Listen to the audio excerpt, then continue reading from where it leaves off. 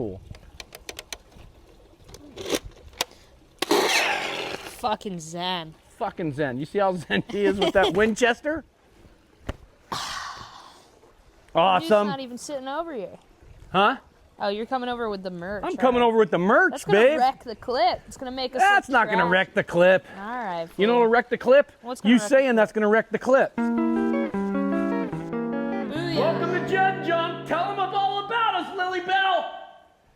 We're two people, and we're friends, and it's a really weird friendship because he's like, today, Rance over here got a senior discount. Oh, that's true. I exploited that. That's our relationship right there, dude. He got the senior discount, I got the student discount. The show's about doing a bunch of different things and getting it from two different generations' perspectives. Art. No way these have that, dude. Oh, squirrel. You can focus in on a noise. I don't even know if it's in the shot. If it's not in the shot, who cares? But this is good. Sorry to step over the camera. Ew, what a gross Oh no, angle the fountain's in there. All right, then keep it on. Who All cares? right, we'll just run it for a few minutes. Screw it. So this is welcome to the first episode. So this is how it's been going. Look, we're gonna catch our momentum and be all choreographed. Which camera do we speak to? You speak to me. You should act like there isn't a camera. Oh, there's no camera. Okay, I'll speak to you. So by the way, coming up in this episode, Brunch with a Vampire. That's Kung Fu. And we get to sit down and delve into his inspirations and his background and had a nice time, right?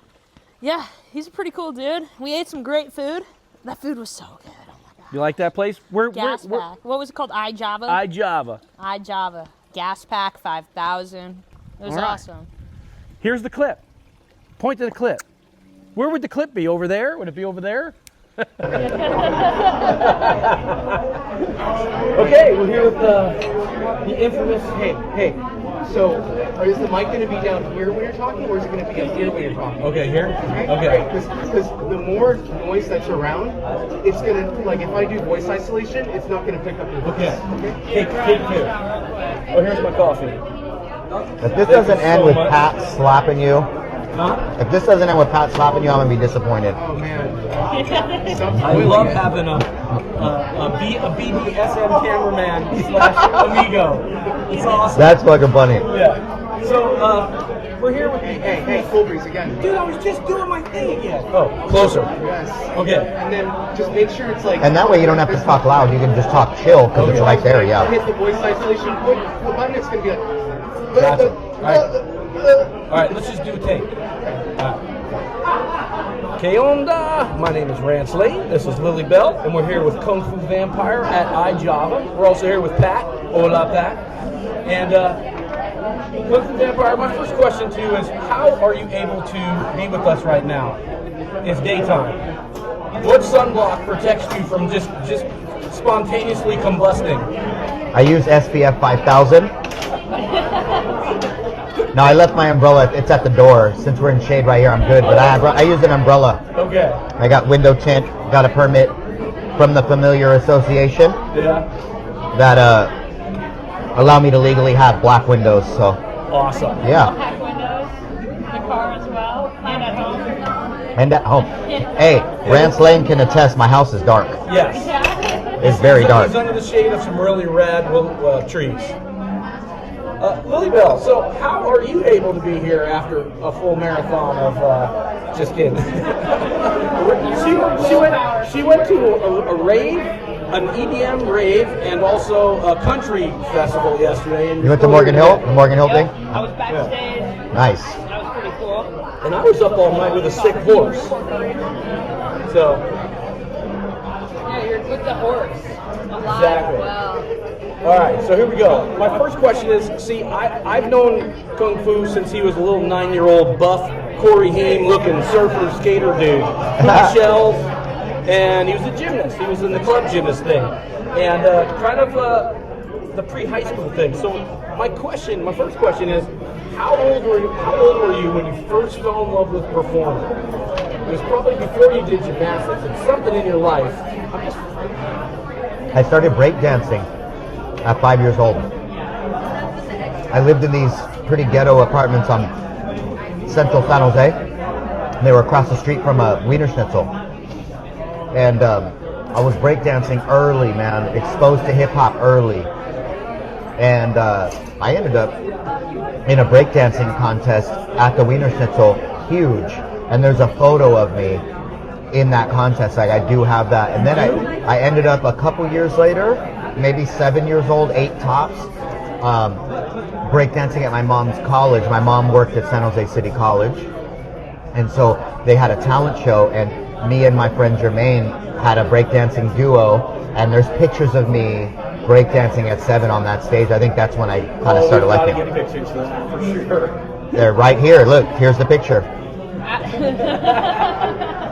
the Wiener Schnitzel? I have one at the Wiener Schnitzel. It's this picture right here. And then I have the other one right here. That is from the City College one. That's pretty dope. That's pretty dang dope. And then as a gymnast, because I was a gymnast too, and it's helped me a lot in my life in so many different categories. Do you think that's added to what you do on stage and out and about, or? Well, the discipline aspect, the self-discipline, the self-awareness, you know, just staying super on top of things and staying in shape. As you know, because you know my coach and my line of coaches, I was militantly beaten to death pretty much for 15 years. So Zane Negrick. I definitely Not mentioning names. I definitely apply some of those. You know, I lived in the gym, so Yeah. that's He's carrying on with me. Gave you some grit for sticking to it. Well, yeah, and I had a couple other coaches that weren't very easy either during that time. Right. That were really rough with me. That kind of gave you a good work ethic. Yeah, definitely. And what about your sense of balance and timing and anything like that? Just being, you know, body aware, air sense. Well, I think for me, some gymnasts, they end up okay. You know, I'm somewhere in the middle. I'm dealing with a lot of pain because of it. But even me at my worst, I'm still more athletic than the average, you know, middle-aged guy. 35, 45, they start to hurt, where I'm still able to do a lot of crazy stuff, you know. But yeah, it's good. And I'm super in tune with my body, man. You know, Right. more than I'd like to be. Are you deep in the gym still? Say that. Are you still deep in the gym lifestyle? I was training at a high level, weightlifting-wise. Now I'm just pretty, what I call inconsistently consistent with the bodybuilding stuff. I'm not going crazy, but I make sure on a bad week, 3 days a week, I'm in there lifting hard. And for me, it's just like long walks, healthy lifestyle, healthy eating as I'm putting sausage in my gullet. I got brisket. Okay, so you started surfing, yeah? When you were a kid, were you a surfer? I was a skater. Skater? Yeah. Okay. So, how'd that migrate you? You went from, like, because that's a different culture than what you're living now, it seems like. Completely different. Actually, I loved skating, and I don't know why I stopped. I was a ramp skater, which was a little bit more on the rare side. Growing up in San Jose, we had the Santa Cruz guys, the Pal Peralta guys, they're all living here. They all, you know, they're all here. So we actually got to ride Steve Caballero's ramp. I would knock on people's doors as a little kid. I'm 5'5" as an adult. Imagine me at 10. I was like 4'5". And I'm knocking on people's doors with dyed hair. Hey man, let me ride your ramp. You know what I'm saying? Just looking hella punk rock or whatever. I had an NWA shirt on with blonde dyed hair, hookah shells, banging on doors. Let me skate your ramp. And almost every time they would say yes. And every time it was some 20-something-year-old that was like trying to get me to smoke weed. I mean, it was just like super inappropriate, handing me bongs and stuff. And so I think at one point I still dabbled in it, and I crashed quite a bit on a couple big moves on the half pipe. And I think after a couple times I was just like, I don't need to be doing this anymore, you know? Were you trying to be a big ramp skater? Or were you more street Just style? fun. Just seeing how far I could take it. You know, I was doing hand plants and big airs, but I was just busy with music and stuff, so it was kind of like music and gymnastics. Then I kind of was out after that. So how did the skating lifestyle play into your music? Did it? I don't think it did too much. it just adds to just who I am. You know, I don't think it played because I stopped skating at like 13 maybe. I skated from little kid to 13. By the time I was 13, I was super crazy talented at skateboarding. Like, there's pictures of me. Here's a picture right here. That's me on a quarter pipe getting like major air at like 13 years old, 12 years old. And so I think it just gave me a broad perspective. I think that's a big thing behind me is broad perspective. I am from all cultures. I grew up in Latin culture, black culture. I grew up in San Jose, so Vietnamese culture. You know what I mean? I've been eating pho since the late 90s. The pho wasn't even popular then. I mean, people weren't eating pho, you know? I just heard of like last year. There you go. Okay, then you got into, according to just glanced at Wikipedia, I didn't know this. Your aunt took you to some concert where you just like keyed in with the whole goth scene. Who was playing? Do you remember? And what was? How did you like get connected to all that? If you guys are into metal and stuff, then death metal, thrash, whatever, then you're gonna love this. As an 8-year-old, I went and saw in a small club next to the Gold Club where you know somebody works. Yeah. On Broadway in San Francisco. I saw in one night, okay, Testament, Exodus, DRI at the same exact show as an 8-year-old in a 300 capacity club called The Stone. Don't quote me on the capacity, but it's a small club, you know. And then she also took me a different day to see Death Angel. And there was another group, Obituary or something. Huge thrash death metal. And for the metal purists, don't be trying to pick me apart. I'm not a metal guy. I'm pretty sure I just mentioned thrash, speed metal, death metal. It's one of those, you know. Categories, dude. He's a big funnel. Give him a break. So then she also took me to see Fear Factory because she knew I liked industrial and goth even as a young kid. So I saw Fear Factory live, Ministry live. I mean, I got to see this stuff as a single-digit child, you know. That would shape anybody, you know. Because they had orchestral elements in some of that Ministry stuff. Yeah, the synths. Yeah. Orchestra element, for sure. Because I know that you were into Oingo Boingo's Danny Elfman. That was later in life. Yeah. I started liking 80s stuff maybe like less than 10 years ago, like maybe 8 years ago. I didn't like 80s music when I was a kid, like in the 90s. Really? I like it now. I didn't like it then. Okay. If you were to play some Oingo Boingo for me in like 98, I'd be like, get this bullshit off. Really? I didn't like it. Now it's my #1 favorite music. It's because it's so eclectic. It's like almost circus. Duran Duran. Yeah. Thompson Twins.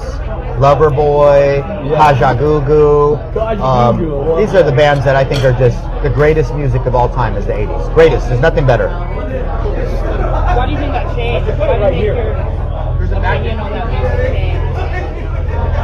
It just buzzed. Does that mean I shut it off? Great question.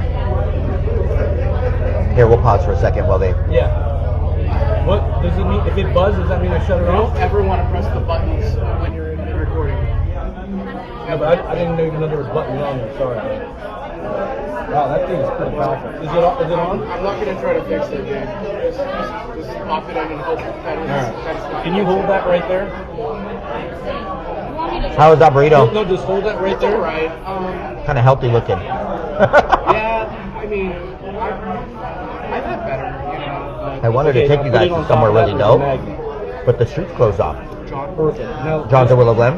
Their food is fucking, bro, when we walk in, they give us free Greek lemon soup and stuff. They make their own garlic bread from scratch, bro.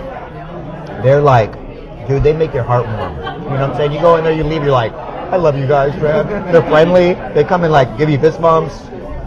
Next time you're in Willow Glen, go to John's at Willow Glen. And it's like, they stood the test of time, right? They've probably been there 40 fucking years. Never overcrowded. They continually update it. They don't leave it divey. Like they have a brand new sick ass fucking bar. Super sick, dude. Same employees that have been there. I remember when they were young. Now they look like elderly people, and they're still there, bro. You know what I mean? okay, Dude. sorry. The best, bro. Should we hit stop and keep going, or what? Hit stop, keep going. Should we do another take of that? Let's look at your phone really quick and see what this is. This is the weirdest interview you've ever had. No, dude, I've done, bro. No, it's fine. I've done interviews, shit-faced drunk, where the guy was on mescaline that was interviewing me. I've done all kinds of shit. We did stuff backstage where it's just hella uncomfortable and yeah. I did stuff on a couch backstage in Canada where the interviewer was sitting next to me on this like dingy backstage couch, but like so close to me, bro, like pushing up against my shoulder, and he was going like this, and it was still fine. Yeah. He was like a good-looking guy. It wasn't the end of the world, but he was just like, and I was squished in with my drummer here. I'm like, bro, what kind of fucking interview is this? Like an elevator interview. Like this. Funny. Yeah, no, that's all good, bro. As long as it's authentic and you got it, then it's fine. Oh, cool. Okay, when you guys are ready, we'll start back up. She had a question she was going to ask me. Okay. She just took a bite. GenJunk. Oh. Stay tuned. Your music takes changed, and you used to not like 80s music and all that, and now that's your thing. What made it? What was the... I'll tell you why, because 80s, I'm going to tell you why. 80s music seemed soft in the 90s, right? 80s music was popular in the 90s. To understand that is because radio, it was all different then. Music wasn't here today, gone tomorrow. So all that 1985, 88, 86 music, that was popping in 95, 94. That shit was still on the radio, like in the 90s. And so in the 90s when I would hear that 80s music, I was into Metallica, NWA. I was into gangster rap and hard-ass thrash metal. To me, that shit was soft and lovey-dovey. You know what I'm saying? It was like really wimpy music. And so I didn't like it. Happy-go-lucky, huh? Right. Then when I heard it in recently, there's a nostalgia factor, and then you see it through a different lens. Like, I even liked butt rock back then. Like the 80s and early 90s, butt rock, glam rock. Yeah. Cinderella, Quiet Riot, Poison, Motley Crue. You know, there's a lot of them, right? Now that stuff to me is horrible. Like, I'll never listen to that shit. But I flip-flopped because the nostalgia factor of 80s music, and you hear it, and there's never been a generation that sounds like that before or after. You can't reproduce that sound. The cocaine, the shitty weed, the shitty alcohol, the type of things they recorded on, created something beautiful. They're using synthesizers and pushing those synthesizers so far beyond the normal limit. And they got creative, and the actual singers could fucking sing. People could sing 4-part harmonies that were making pop music. Whereas today, you got people who don't understand shit about music singing harmonies. And they're like, bro, you're out of key, you're sharp, you're flat. No. And in the 80s, they were flowing on that coke and just, I don't know, something about it. And it was tight. A lot of it was super tight. Everybody was either in sync, pushing the pocket, right in the pocket. If you guys want to keep filming, I see a close friend of mine I'm going to go give a hug to. You can keep filming, walk over there if you want. I don't care. I got to go say hi to him. You want to follow him? What? Take a breather out. No, don't follow me. We're going to basically kind of wing this thing for a while, but we want to bring you some cool stuff. I mean, since Lillybelle and I met, I think it's 3 months. I think our anniversary of 3 months is on the 15th. Wow. We met each other. What are you getting me? At I already got it for you. That mug. Oh, thank you. That GenJunk mug. Show them the mug, Lillybelle. Get up there and show them that close to the camera. I just like ordering it around. Oh, that's probably perfect.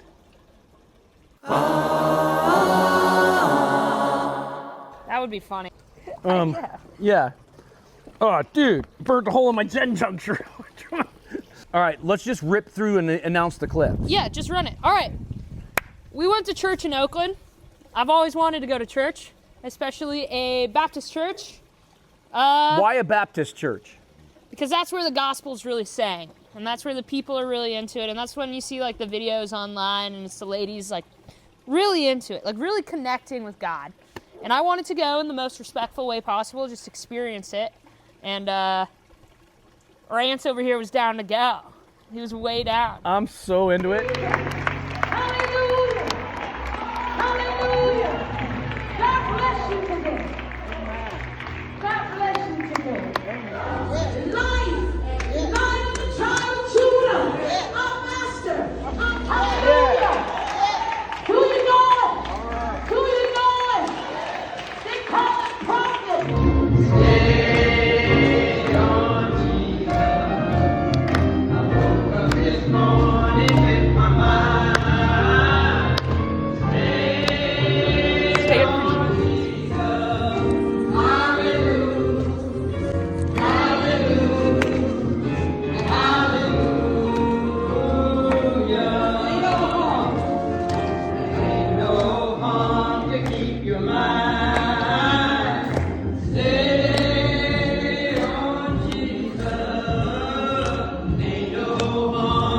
One time in college, I had a class called Religious Studies, and we went to this place in downtown San Jose somewhere. I can't remember. It was behind Regina's, and they had snakes, and they were speaking in tongues, and it was so trippy, man.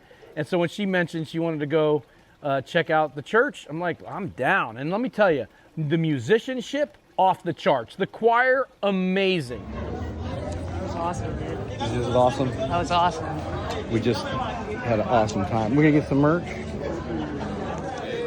Oh, good. How are you? How's it going? I love your glasses.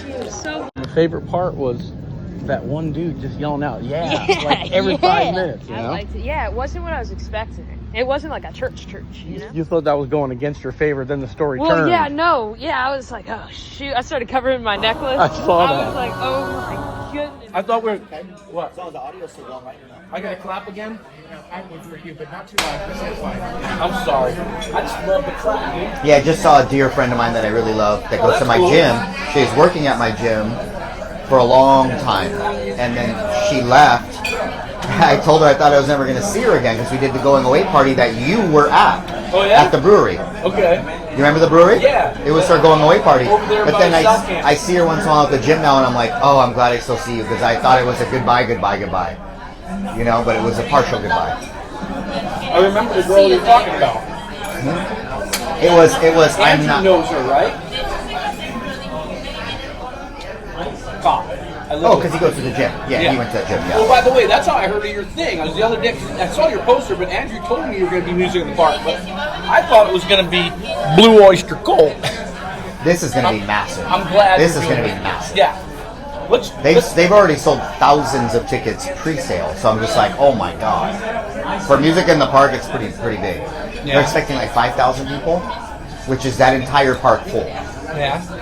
To add to this sequence, and I'm thinking this is like 2 or 3 part sequence. I want to go dog walking with you because he's got a dog and I got a little butterbean, so 3 little dog walks.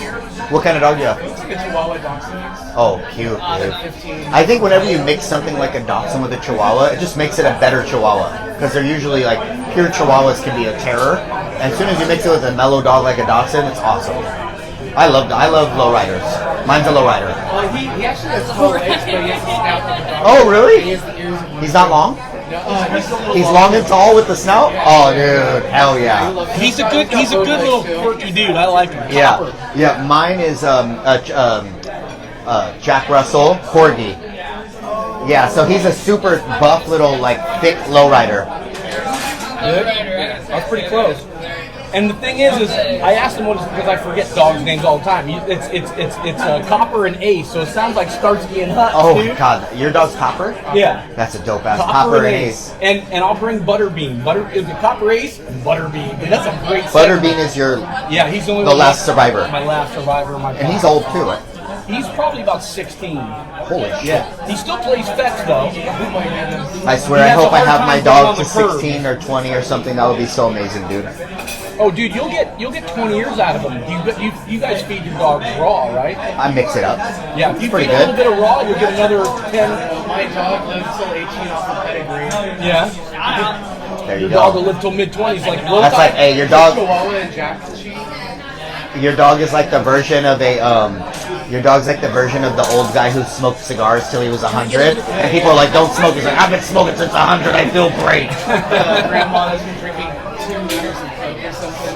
What people don't understand when they use that analogy, that's always funny to me. They're like, oh, that's not, Coke is fine for you. My grandma did it. She lived to be 90. It's like, yeah, she got lucky, bro. Like, what are you talking about? She got... Coke was good back in the day. Yeah, it's like, no, that's 50 grams of sugar, and I don't care. Your grandma still would have lived longer without it, no matter what you say. Oh, she lived to 95? She would have lived to 105 if she didn't drink Coke. It's like, that's not a good analogy, right? Oh, Coke's good for you. My aunt lived to be 85 and drank 2 a day. Like, okay. So I guess Coke's good for you now. Yeah. Let's forget about the millions of people dying of diabetes from Coke. That's why they stick to diet, but then even that has like... It's better than regular Coke. The whole thing of people regurgitating that Coke is better than Diet Coke comes from absolutely regurgitating shit boomers said. Yeah.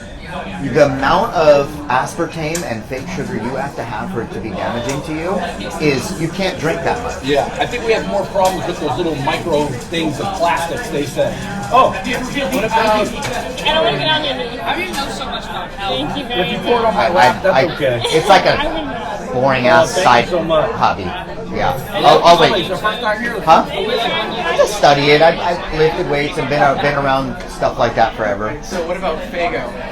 Oh, it's awful for you. Fago. Thank you. Have you guys ever, do you remember Purple Passion? It was a drink? Alcohol? Yeah. My parents always had it in their cupboard or in their fridge, It was like in a 2-liter bottle. and I drank it a couple times. Did you know it was alcohol? Yeah, oh yeah. They I didn't drink it. I don't know why they had I it. didn't know. He had it. I had no idea. It was like a light liqueur, Yeah, it was 20% or something. It was Kanye sugar in it, wasn't it? I don't know, sugary. Best Fago flavor, rock and rye. Not 1000%. cotton candy, huh? That's pretty good. Pretty good. You gotta mix it. I still haven't had Fago yet. You gotta try the rock and rye, bro. I don't even drink soda, and I'm telling you, get your ass a rock and rye. Cream cola, not cream soda. It's cream cola. Oh, I love that with pizza. Oh, it's good. But I mean, it's 100 grams of sugar per 20 ounces. Oh I my mean, God. it's unbelievable. And then they have a flavor called caramel apple. Caramel apple, phenomenal. Caramel apple, pineapple watermelon, cotton candy, and rock and rye. Fago. Say it into the mic. You can. How long were you making music before you became Kung Fu Vampire?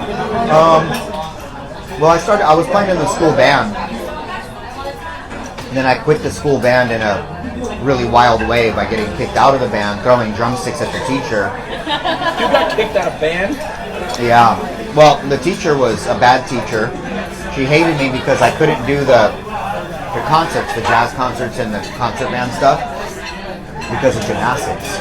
And the school was on my side, so to speak, because they gave me a pass. They're like, no, this is pro athletics. At that time, I was already an elite level gymnast pretty much. So they were like, no, we support this. He has a valid reason he can't make these concerts. So they put me on timpani, if you know what timpani is. Oh, timpani. Yeah. Timpani is the giant drum. Boom, boom, boom. Boom. Yeah. And Bugs Bunny. she was already known as a rude, bad teacher. And so she just hated me. I left the band, got kicked out, and I've been doing Kung Fu Vampire ever since. Basically since 2001. Yeah. How old were you?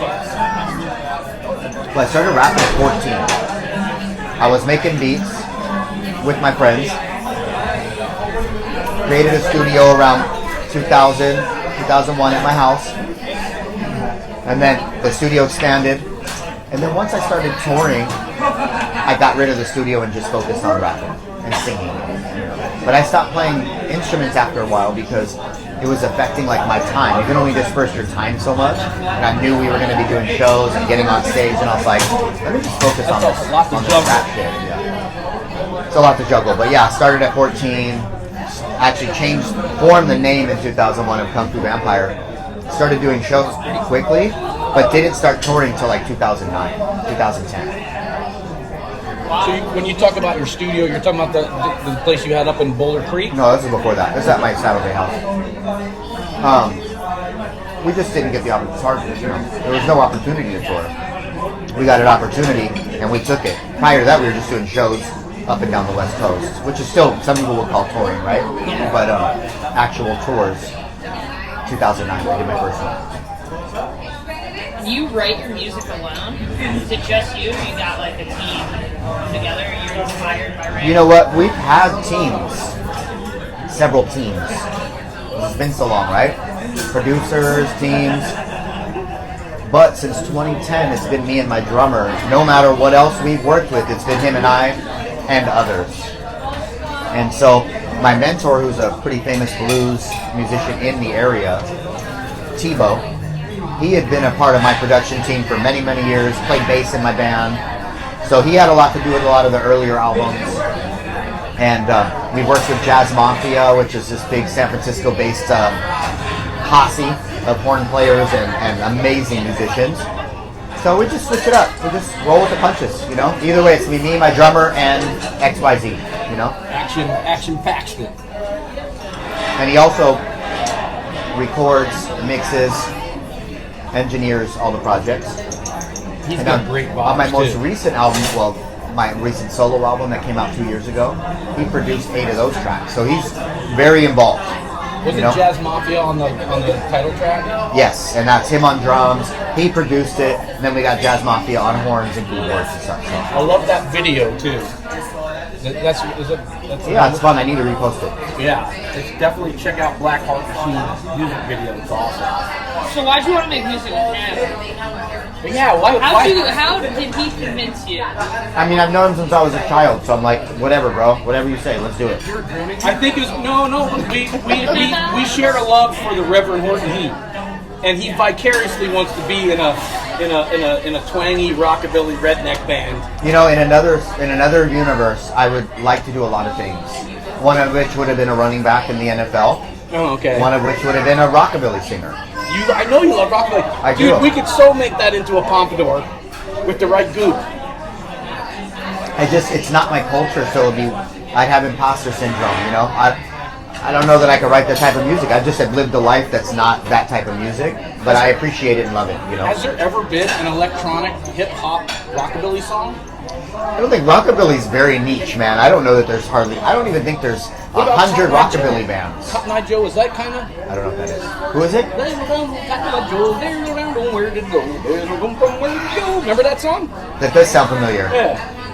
I'm not really versed in that genre too much, but I know when I hear it, I like Are it. you Mormon? Because they will play that song at the dances all the time. Really? I thought you were Mormon, Pat. That's multicultural. He knows every. Cultural, yeah. I'm a Juggalo, I'm a Mormon. It's awesome. Mormon Juggalo is not the most uncommon thing.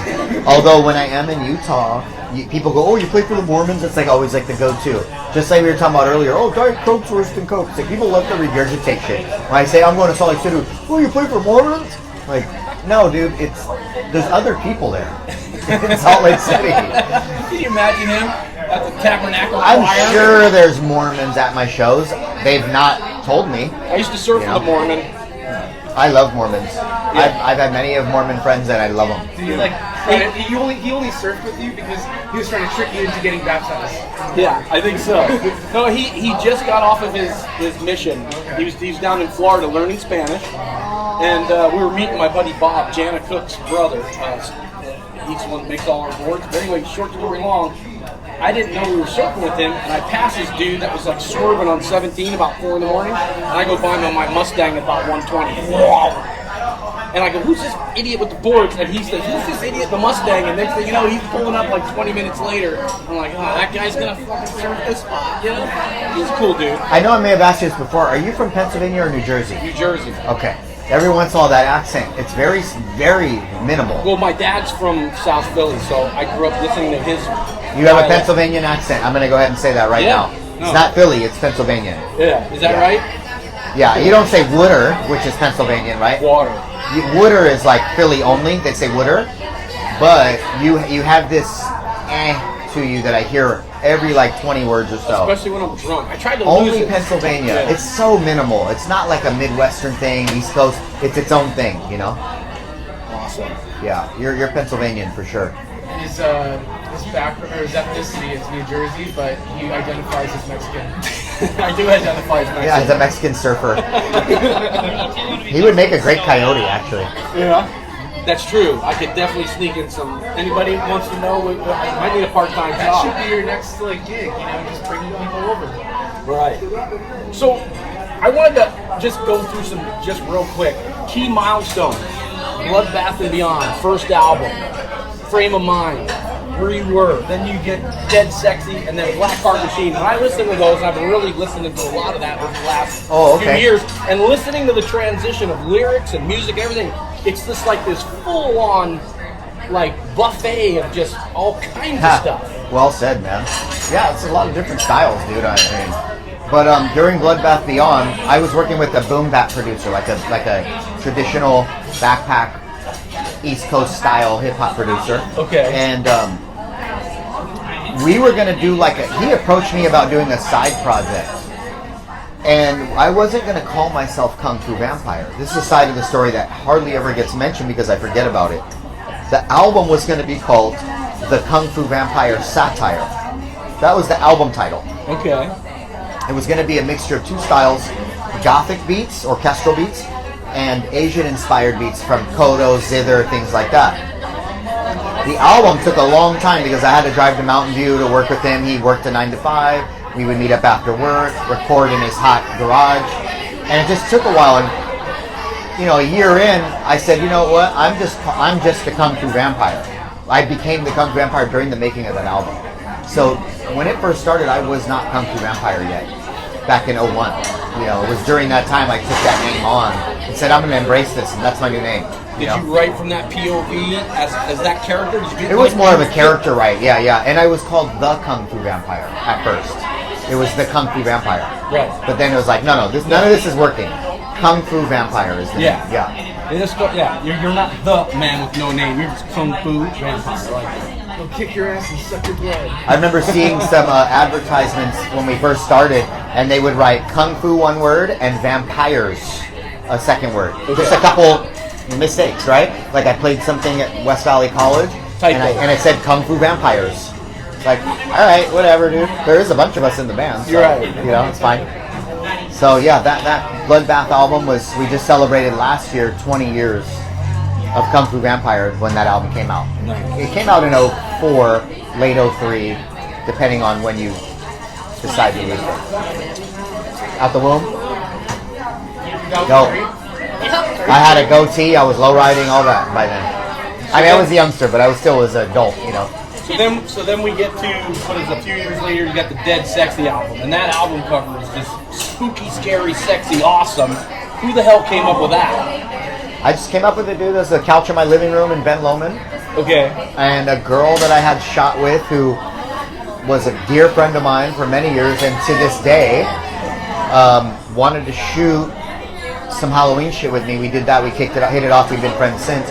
I brought her up to do that shoot with a pro photographer, and that's just on my couch in the living room, and that's the rest is history. It ended up making the Rolling Stone magazine. It's in the magazine as the top 500 album covers of all time. Awesome. And we ended up like 190 something. So it's like 190 top 200 album covers of all time. That's cool. Voted by Rolling Stone. And it's unforgettable image, man. That's my highest selling album as far as CDs. It's back when CDs were peaking, right? 2010, 12. He doesn't remember CDs. I have a couple. You should, because they're awesome. People still love CDs. I definitely- Vinyl's better though. Vinyl's cool. Gen Z. Everything comes through the space and air. Oh, I should talk in here, huh? Everything comes through the space and air. I don't know. I don't even know if my car has a CD player, so I guess I don't play CDs either. But there's nothing that sounds better than a CD. It's the #1 highest quality sound you can get out of music is a CD. It's recorded at a higher frame rate. It's higher.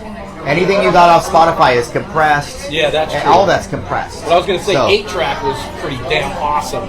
Yeah, but that quality is not there. It has And actually, cassette. I was told the best quality is Japanese CDs. I thought you were going to say Japanese bukkake. No, so if there was a Rush CD in Japan versus a Rush CD here, would have two completely different sonically. Yeah. Really? I wonder if in Japan at the plant they may be remastering things and making things even better. Yeah, I think when it came down to actually making fabricating the CDs, they just no, it's okay. I'm talking into him. Okay.